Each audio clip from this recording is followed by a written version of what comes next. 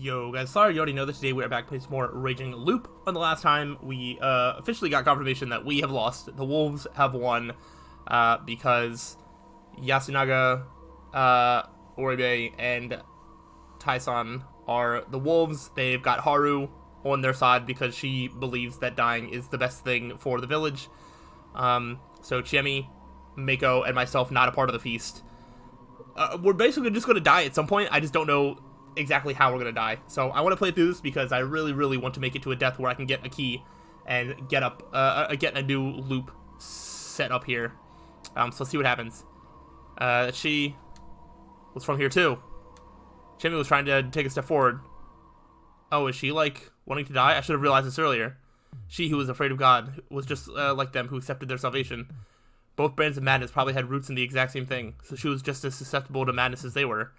So literally hearing the story is going to like corrupt her as well. However, it wasn't too late for her. Yasunaga Uribe's expression stayed the same. But right before I looked away from him, I saw a slight change. It was bitterness, irritation, something out of place on a victor's face. That made me realize that his plan for this scene wasn't lost in madness. That I had no choice but to take advantage of the opportunity. I grabbed Jimmy's hand. I pulled with so much force that she fell on her backside, but I didn't care. I dashed past her and swung my weapon at Yasunaga Uribe. I hit Haru Makishima once, Tai Yamawaki twice, and Yasunaga Uribe 5 or 6 times. Then I ran to Shimi and Mako, who were completely dumbfounded, and fled the hall. There was no time to waste. I had to hurry up and escape. We're gonna die to the corruption so easily. If I didn't, I'd waste the one chance he'd given me. Haragi-san, what are you doing? What's going on? Hey, Shimi. What? Yasunaga-kun really has a good head on his shoulders, doesn't he? What are you talking about? My hand hurts. I'll fall. I was probably irritated, and not just because of hunger. It was because of the epiphany I'd had, and because it had taken me so long to reach it. Yasunaga Uribe had a different motive. You have a crush on Chimi Serizawa, so you didn't want to hurt her, if no one else. So you used what little reason you still had to conclude that the only way to save her was through escape. But letting someone escape would be subjecting everyone else to the corruption. So you had to have me beat up everyone and take her by force to avoid that. Shit. If he didn't intend to let me run away, he wouldn't have thrown away the sickle. He was basically signaling for me to understand and finally attack him. In the end, he was far more clever than me. I never stopped dancing to his tune. So he thinks we can escape. Interesting. Regardless of, no, exactly because of that, I had to help these two escape no matter what. After all, I'm an adult. By the way, using an adult without relying on one yourself was a very adult thing to do, Yasunaga Uribe. Good luck with the rest. We crossed the field paths, went past the stone graves, and over the boundary. Descending the cliff took a lot of patience. Oh gosh. It didn't seem like they were chasing us, so we could go down carefully. Chemi's expression was dead. She'd been hit hard by a sudden revelation. The game board had been flipped on her. She'd lost, and now she had to suddenly say goodbye to her old friends. It was hard to just laugh that off. Should I have told her about Yasunaga-kun's intentions? I did consider it, but I couldn't bring myself to. He chose to save her by sacrificing their relationship. If she knew, she'd probably want to go back to the settlement. Or maybe I just didn't want to say it because of my pride as a man. That was fine by me too. Being able to shrug off such unfairness was one of the blessings of adulthood. So I consoled Chiemi, shouted to Mako to be more careful, and generally talked as much as I could. The mist grew even denser. There's no way we're going to get to leave. Hey, Chiemi. I think we're already outside the village. Maybe. We did it, and look, nothing happened. We did it? Yep, now let's cross the river and return to town. Maybe the river's the border. Where's the river? I couldn't see anything. I hadn't just lost my bearings. It was worse than I thought. I couldn't even see Chiemi or Mako's faces, and I was actually holding their hands. We were already at the bottom of the cliff, walking on the stones below. We heard water, so it was clear we were close to the river. But I didn't know if we could keep going right now. Let's rest. We can't. Chiemi? I thought she was going to freak out again, but... No, that's not it. She stopped me. Don't you hear it? Ignore the water. Confused, I strained my ears. What am I supposed to hear? Woof woof. Oh, the wolves are coming. They're coming after us. They were acting strange. I strained my ears again. Was it above us? Oh no, I don't want to hear anything creepy. I could hear the faint sounds of rustling leaves from the top of the cliff. We gotta run. I'm tired.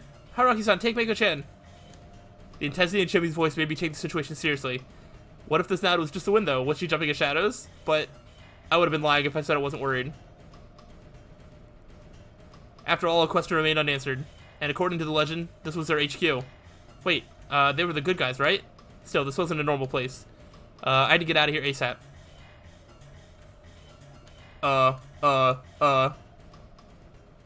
After a while, I was forced to recognize the anomaly.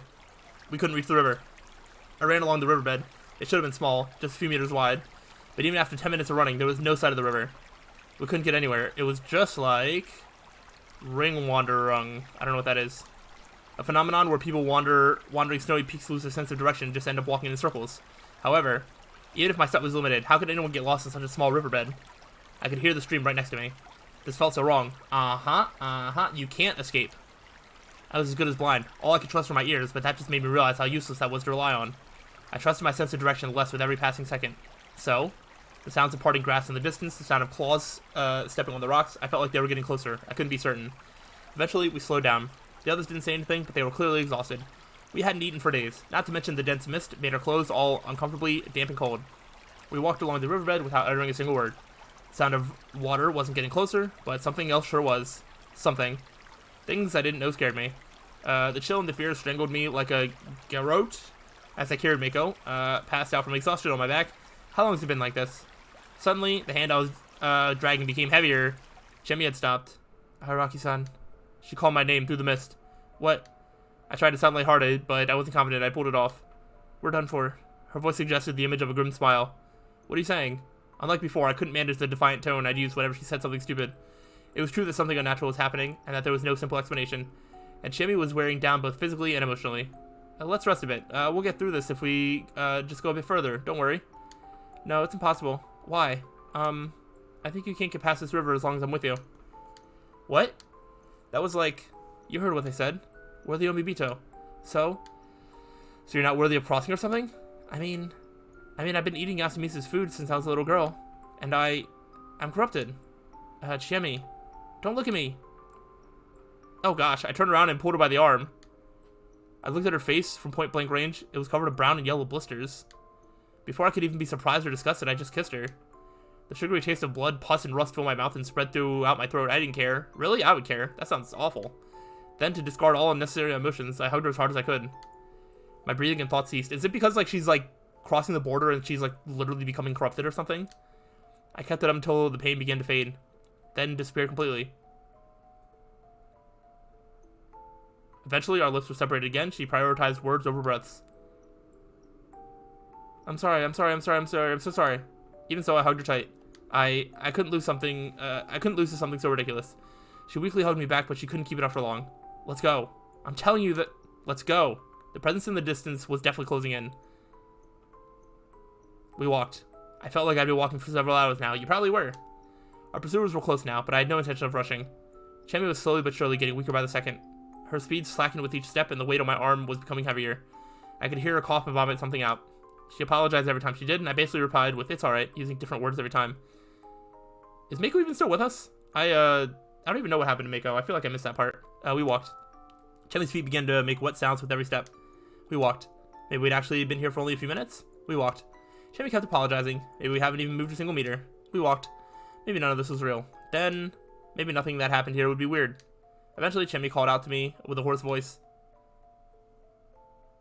Hi, Rocky. Alright. Let's see what the voice sounds like here. I'll let her have this one. Oh gosh. Alright, let me try and do it this way. Alright. What do you sound like here? Okay. The fact that she said something different had sparked a moment of baseless hope. And so... Oh, just said thank you. Her gratitude was followed by another wet sound. I had fun. With those final words. Alright. Final words. If you say so. I'm gonna mute her again before she startles me in another time loop. Her weight vanished. It was strange. After all, I was still holding her hand.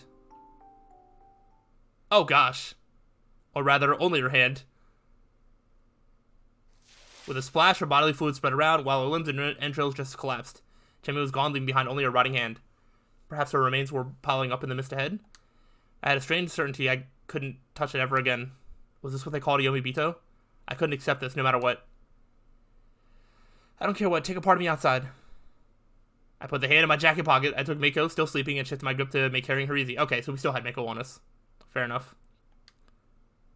But we're not going to be able to take Mako with us. I continue walking for too long.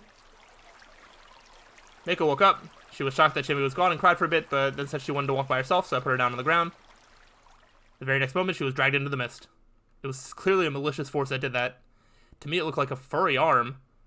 Like a wolf. A scream resounded. It was an inhuman, animalistic scream.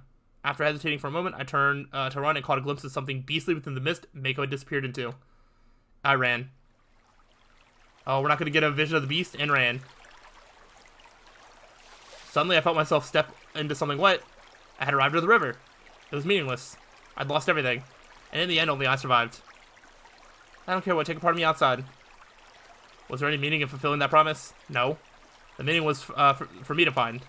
That was why I had to survive and find a forest. Yeah. I still had that hope back then. But am I going to find it? Oh, hello. They finally broke through the mist and showed themselves. Oh, of course. This really was hell, wasn't it? This wasn't the human realm or nirvana. It was a river of hell. So, of course, both sides of it were going to be hell. There was no splash when we threw Takumi-san's body in, was there? The moment we went into the mist and down the cliff, our bodies vanished from the world and reached a place from which there was no return. And I finally had no choice but to accept it. As someone who had taken in the flesh and blood of Yomibito, Chemi, I couldn't escape either. Oh. Interesting. That was why I screamed stupidly, only managing to run a few steps before their sinister claws tore me apart. This is weird. I don't understand if we're actually able to leave or not. It seems like kissing Chemi or something like doomed us, or something, is the insinuation that it's making it sound like. But like, if we don't partake in any of the stuff, are we able to leave? I'm not entirely sure. I almost feel like we should maybe try, but I don't know if I'm going to be able to. All right. Damn it. Where had I gone wrong? Descending into Serenaga? Not believing Chemi when she told me we couldn't escape? No, it went back even earlier than that. I already knew the answer. Shit. I really wish I'd been a part of Yasumizu and participated in the Feast of the Yomi Purge. Yep, okay. I remember saying that. I was like, I feel like part of this is we need to be a part of the feast. Maybe I could have gotten a different ending than this. That was the last thought that went through my mind before it all faded away.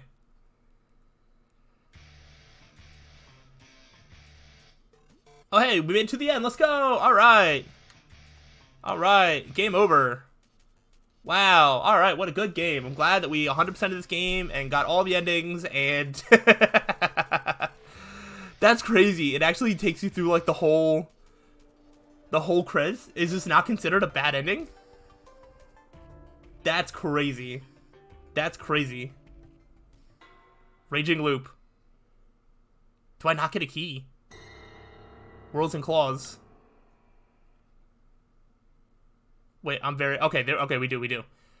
Sink into Nirvana. You can view it in the keys list. This route unlocked by this key is represented by the same number in this narrow chart. I think I know exactly where that is, but I will go ahead and let everything play out. Like, we'll see the hint corner. Ending number 1. Watch hint corner. I will actually do that, but just because I want to prove that I'm a gamer that can do some things without my hand being held. So right here, I'm not going to jump to it, but that's obviously key number 4. And I think it's the only spot that has key number 4. That's key 20. And then this one has 4 different keys. I don't know if we need all 4 of them to do that. But yeah, so that is the only thing with key 4. So that's obviously what we're going to have to go back to. I am so interested. I wonder if we get the same bad ending or the same ending if I try to go outside at that earlier choice. Was it here? No. Hide in outhouse, follow the scream. Oh wait, what's that one? Oh no, that's where I got the key. That was stop the poisoning. There was a choice where I got to leave. Yeah, this one here. I'm interested if I leave at this point, do I get the same ending and the same key without having to go through that? It's something that I want to do just to see. But I don't know if I should do that first or after doing the key thing. And also I can look at the key list and I can actually see about the keys. So, this is the other one that we got. I was told that I can read these, so let's see if we learn any information about this, even though we probably don't. Misappeared in Yasumizu Fujiyoshi. The residents were oddly afraid of it, and after ignoring Chimi's warning, I was killed by a wolf-faced human lurking in the mist. What's even stranger is I should be dead, yet here I am, racking my brain over these mysteries. What in the world is happening? And then this one that we just got. As an outsider, I was both protected and a pariah. Thus, the feast ended in failure, and the cruel wolves declared their perfect victory. We tried to defy the law and flee the village, but what we found was none other than Yomi itself, apparently. Chemi's body fell apart, while Mako and I met with supernatural deaths. The result is unacceptable. Either I win the feast, or... Interesting. Okay. Yeah, I'm not sure. A part of me really does want to just go back to that choice of leaving, just to see if I get the same result. I don't want to push it off too long. I think I might do that first, because at least the key is like clearly the next step in progress, I would assume.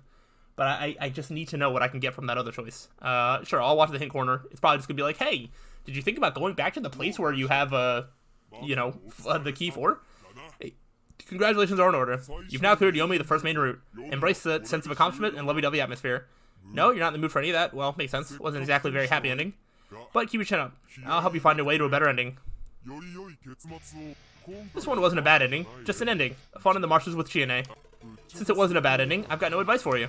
If you want to find a better ending, then you need to find a way to proactively participate in the feast, like Haruaki Fusaishi said. And with Key 4, you now have the means to head down that path. You can tell from the scenario chart, but the lock just opens its way back. Just so you know, it's in one start driving point. That was the first lock choice you had, and now you can finally open it and head onto a new route, Infiltration. Take on an even more chaotic scenario, and give it your all so you don't taste the same despair as this time. With that said, that's it for this time. Die another hearty death next time. Thanks. Guess it was just a dream, right? It sure was. Okay. Now you're going to start from the beginning. That's perfectly fine. Alright, I've made the decision, mostly because I assume this isn't going to take a long time. So I think it was somewhere in here. Her objective... Hide in the outhouse. This is kind of weird the way they do this. Because I go to next and then it takes me to the very bottom. Alright, I just want to see what happens if I leave Yasumizu here. I just... Because we're going to be jumping around anyway. So we're going to go back and see what happens if we try to leave. I just want to see if it ends up in the same ending or if it's something different. I couldn't expect any outside help. Everyone here believed couldn't escape. What are my options here? We're going to try to leave. I just want to see if it's like, no, you can't do that. It was probably best to just leave before I got too deep into this and while it was still bright out. Maybe this ends... I think it's just going to end with the same ending. But hopefully this takes like 10 to 15 minutes and this can all just be part of one episode and then we can start the new rule the next time. But we'll see. Being left out of the feast hardly guaranteed my safety. I couldn't expect anyone to leave me out, but dropping dead in the middle of nowhere seemed better than getting eaten alive here. After making my decision, I wrapped up my conversation with Chimmy, and we returned to her room. She gave me some cup ramen, and it looked like she wouldn't tell me why she hadn't let me eat the dining hall's food until I asked. I didn't want to go any deeper into this than I already was, so I didn't ask. During lunch, Chimmy went to the bathroom. That was my chance. I took out a notepad, quickly wrote, "Sorry, I'm leaving," on it, took my stuff, and left the room. Using the mist to my advantage, I passed the inhabitants and headed to the upper parts of the settlement. Alright, I got to the entrance of the mountain path. Oh, I wonder, this is actually, are we going to try and escape the same way that Haru did? Because doesn't this take place before Haru tries to escape? I think we might just find the same information that we had when we went to find her. The road was unpaved and sided by two giant boulders, reminiscent of a torii without a top. I can see why everyone was afraid to go beyond this point. The humid mountain forest looked both gloomy and scary. But walking further seemed far less risky than staying in the settlement. I walked ahead. And soon had to stop. The road was ruined. A car would have been useless here, so this is why Mamiya-san and Hashimoto-san couldn't leave yesterday and had to spend the night in the van. However, I wasn't exactly heavy, so getting past this was easy. I had no idea why obstacles like this were enough to hold back video game characters. You could easily walk around it. Holy shit. Though they could have had it worse. There was that one game where there was both an obstacle and an impassable cliff like mist. Was it this one? Anyway, I kept on walking. Most of the ground here was covered in dead leaves, ferns, and moss, making it really slippery. I supported myself by holding on to nearby saplings, but I ended up breaking a few branches. If I end up dying just by, like, breaking a leg or something, or just, like, being left out here to the corruption, this mountain seemed completely untouched. Fujiyoshi's people clearly didn't do any forestry. I came across a very steep slope. Climbing up was impossible. I'd come this far avoiding slopes and following the road, but before I knew it, I'd lost sight of the road. It wasn't all that smart, but okay, maybe I wasn't all that smart, but I decided to keep going up. Logic told me that I'd be closer to Kami Fujiyoshi the higher I got. Seriously, what was up with this mist? I couldn't see anything ahead of or behind me. I felt like I was swimming through rice water, or perhaps milk jelly. It seemed like it was heavier than air and too dense to breathe in. I felt like it would congeal around me the moment I stopped moving. What was I thinking? This was reality, and this was just a mist. I walked up the desolate slope and kept walking. I had to constantly remind myself this was just a mist, and this was nothing but reality. I had no idea what happened in the end. Nice. Okay. That was even faster than I expected. No, I don't need a... I don't... Well, I think it's going to tell me the same thing, but I guess I'll watch the hint corner just so I can experience, like, every part of this game. You've done it now, let's get to the hint, out of the way, move on to the next one. It's just, hey, you can't leave. Mysterious death in the forest. Just like the rules say, it seems you can't flee Yasumizu. Alright, I was wondering if I was going to get more of an explanation of, like, oh, you fell, or oh, like, the mist prevented you from leaving. I don't know why that is, but you probably wouldn't have believed it for yourself unless you tried it once, would you? Well, Haruki Fusaishi can just redo things after he does, for good or for ill. He can try as much as he wants until he gets it. If you want to go forward, just go back to 3, leave Yasumizu, and pick the other choice. Nope, I'm not going to do that. Well, that's enough for this time. Die another hardy death next time. Alright, I'm going to stop you before you do the thing. I'm going to get us to the right choice, and that is probably where I'm going to stop. Let's go ahead and get us to the choice. Oh, gosh. Alright. Ooh. Suddenly a rush of memories flooded into my mind. Remember incident. Remember incident. Whoa, wait. What is the, Can I see the log of what happened before this? Hold on. I know this probably doesn't matter to anybody else, but, like, I want to know the context of this. This matters to me. The other side, road killed the engine. Oh, right, okay. So this is all this thing. Alright, I'm lost. Maybe, alright. This is me following the roads. And then I remember that. Oh, okay, that's literally right here. As I'm, like, driving, suddenly a rush of memories flooded into my mind. Oh, but the first time you do this... Oh my gosh, I kind of want to watch this back. Because I'm pretty sure, like, this choice doesn't even make that much sense in the moment. Because you don't get a flash of anything, because you didn't have any memories yet. Okay, so we are going to remember incident. I'm going to go ahead and click it, but I think I'm going to have this as a cliffhanger. And then on the next time, how did I forget? I'd already experienced this looping phenomenon or whatever, and we're going to experience it again on the next time. Okay, so we are back on the next path that is going to unlock something. This is probably going to allow us to take part in the feast, which is interesting. Just to not quite end off yet, and just look at other keys that we have.